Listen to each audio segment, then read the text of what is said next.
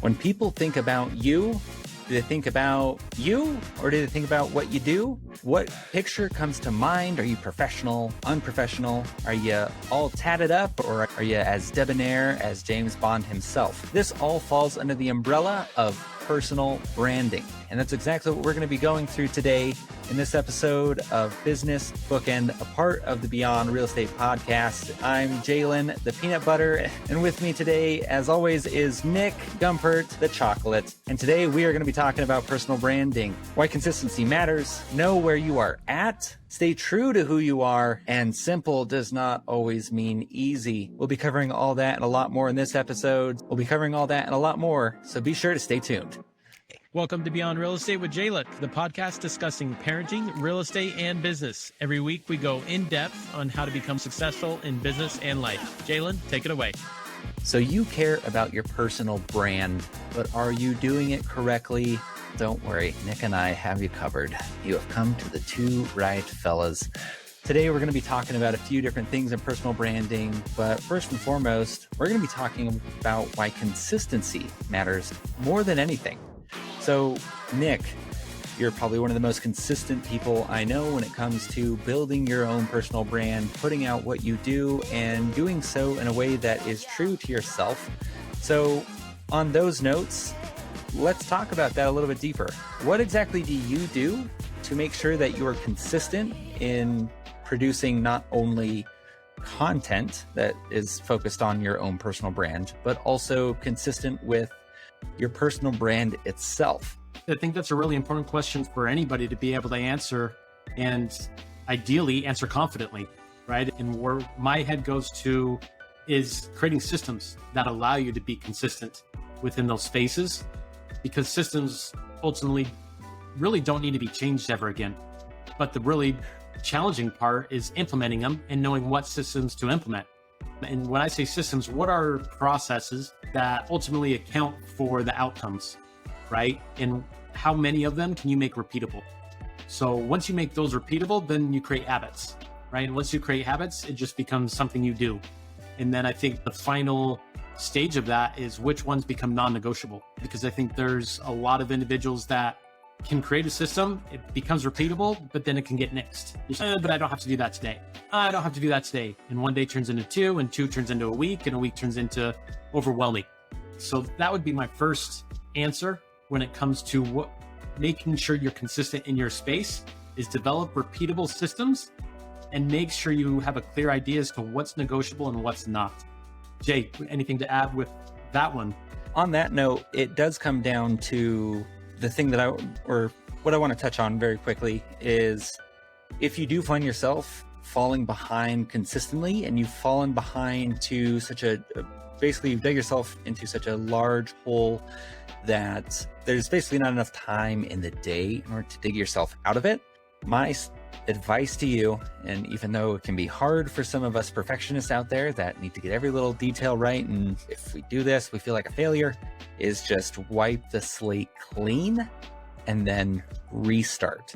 So it's better to do that than to continually drown in that deep hole that you've dug yourself and not make any progress forward than it is to just restart. Make sure you do those things from the get-go again. And also before you start that process, clearly something wasn't working. So it's a great time to reevaluate what was working and what wasn't and tweak the system. Because like Nick said, once you have a system created, you don't have to worry about completely blowing it up and changing it ever again. But at the same time, you do want to make slight tweaks here and there to either the process or what you do or who you call or whatever your system looks like to create that consistent brand. But also understand making that small tweak, wipe the slate clean, and start now. And I think that is a smart way to go about it. I'll just finish up with, because I think so many people can relate to feeling overwhelmed of, God, I got so far behind, or I went on vacation for 4 days or a full week, or maybe it was a week and a half or 2 weeks. Just start. I think remember that done is better than perfect. And you've got to start somewhere and just chip away. And ultimately that chipping away on a daily basis, on a consistent basis, over time, again, it compounds on itself. And I think, again, people lose perspective of that. They look at the daunting task of, oh my God, I have so much catching up to do. So start now, start today, and start doing it. And again, ultimately, you start chipping away at it. But just looking at it and not starting and feeling overwhelmed and then not doing anything is going to feel impossible. So I think the answer here is action. Action and doing and finishing something is better than feel like I have to finish it and be perfect with it.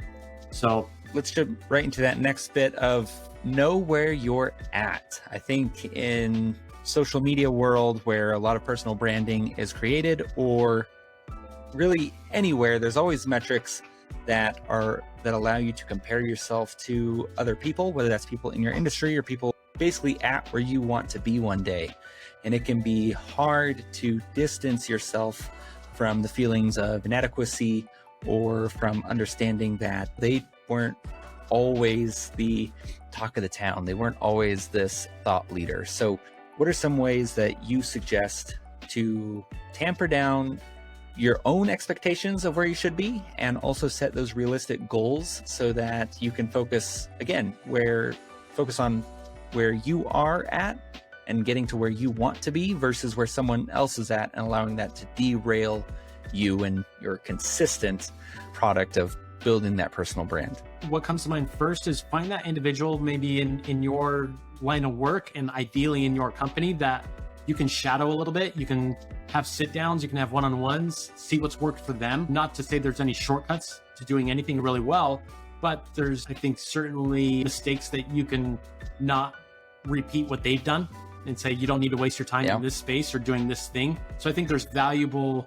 insight there. If you want to get somewhere that someone's already been, there's no better way to get there than ask that individual.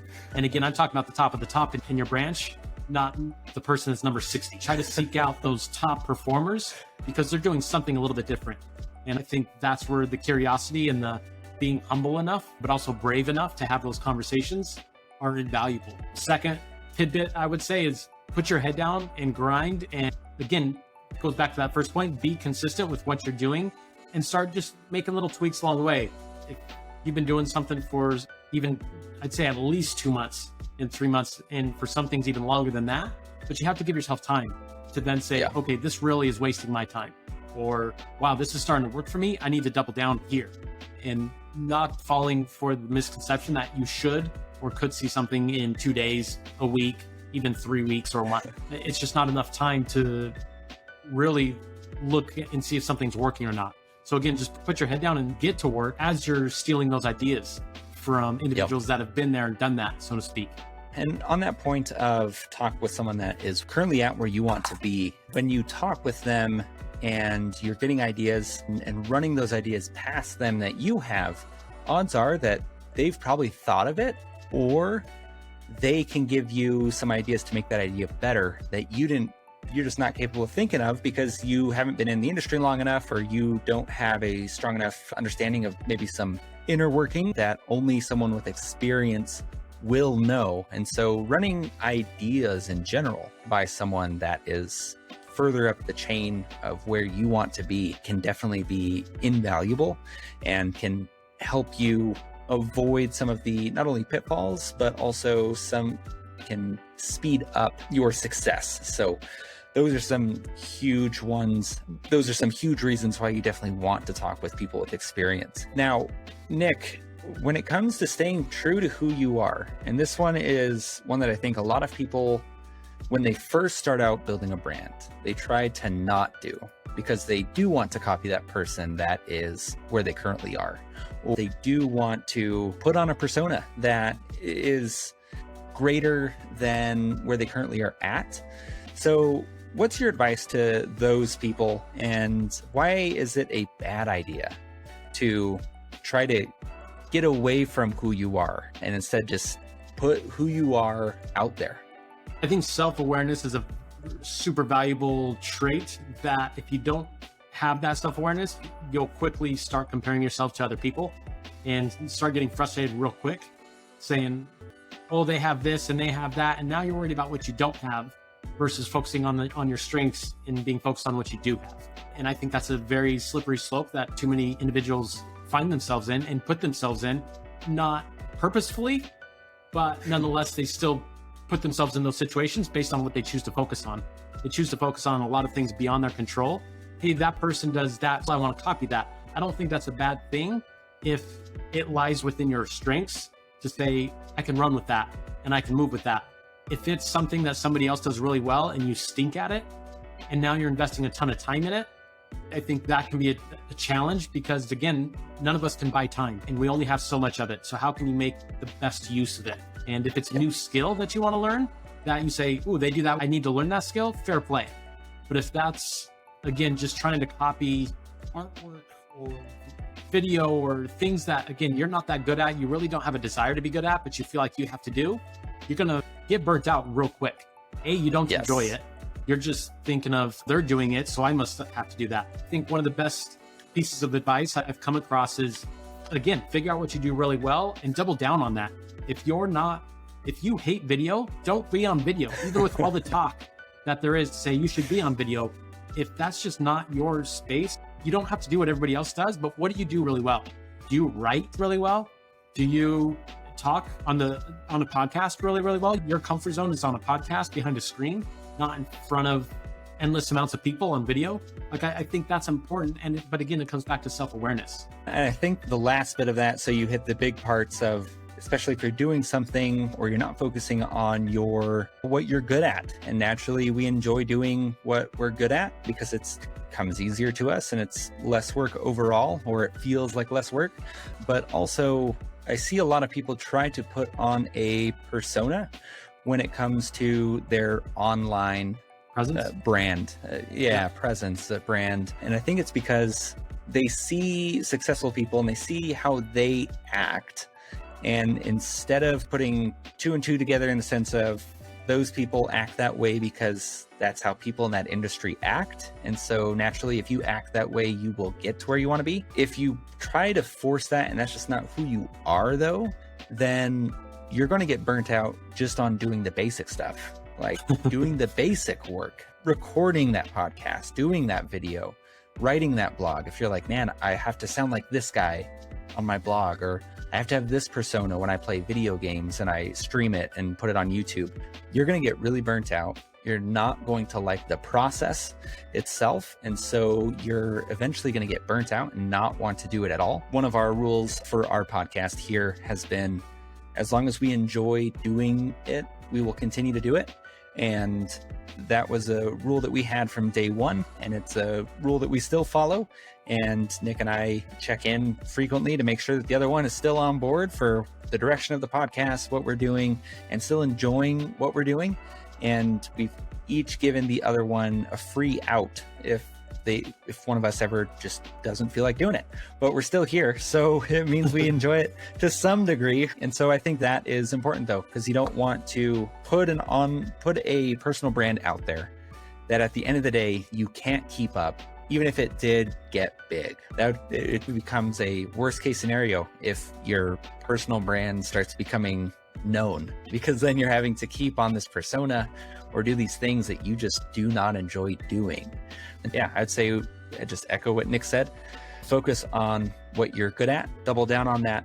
Focus on what you enjoy doing, double down on that, and just stay true to yourself in that. Don't paint yourself as something that you're not, so that one day if you do find success, which we all hope to do, to find success in one way or another, that you're not wanting to throw in the towel when more and more people do come to you for whatever you're doing. Now, let's talk about simple does not mean easy. And I think there are a lot of things out there, whether that's marketing adventures or courses and classes, that always promise this simple process. And then you buy it for whatever amount of money, usually 4 figures or more. And you find out that it is a simple process. However, it's not an easy process.